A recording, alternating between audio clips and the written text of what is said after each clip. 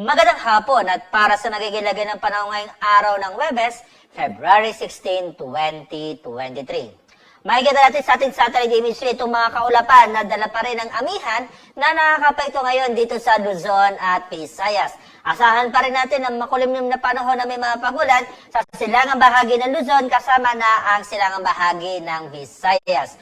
Metro Manila and the rest of Luzon including Visayas area ay magkakaroon naman ng maaliwalas sa panahon na may mga mahihinang pagulan.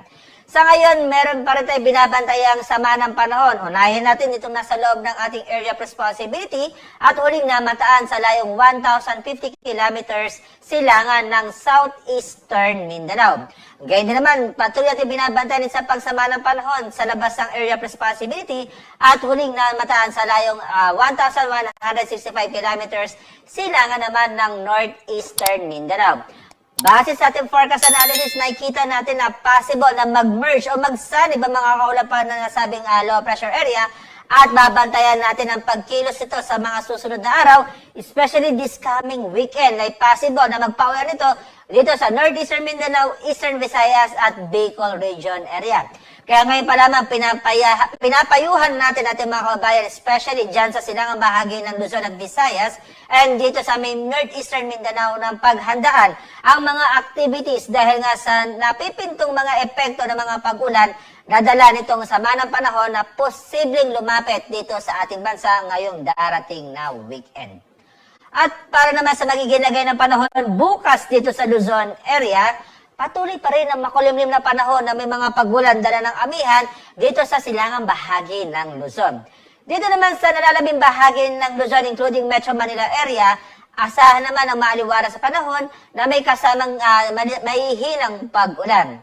Agwat ng temperatura sa Tuguegarao City ay maglalaro mula 19 to 28 degrees Celsius, 22 to 31 sa Lawag area at sa Baguio City ay mula 13 hanggang 24 degrees Celsius.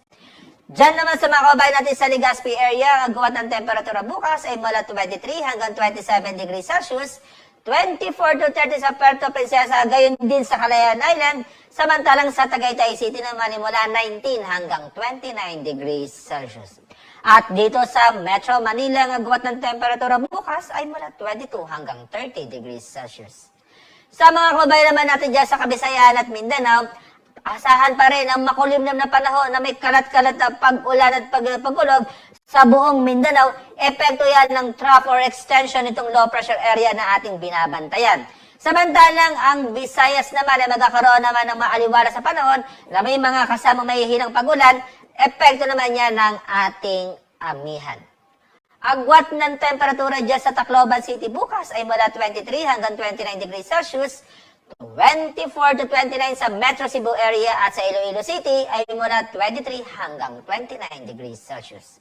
Sa mga kababayan natin sa Cagayan de Oro bukas, agwat ng temperatura ay mula 25 hanggang 29 degrees Celsius, 23 to 31 dyan sa Metro Davao area at sa Zamboanga City ay mula 23 hanggang 32 degrees Celsius.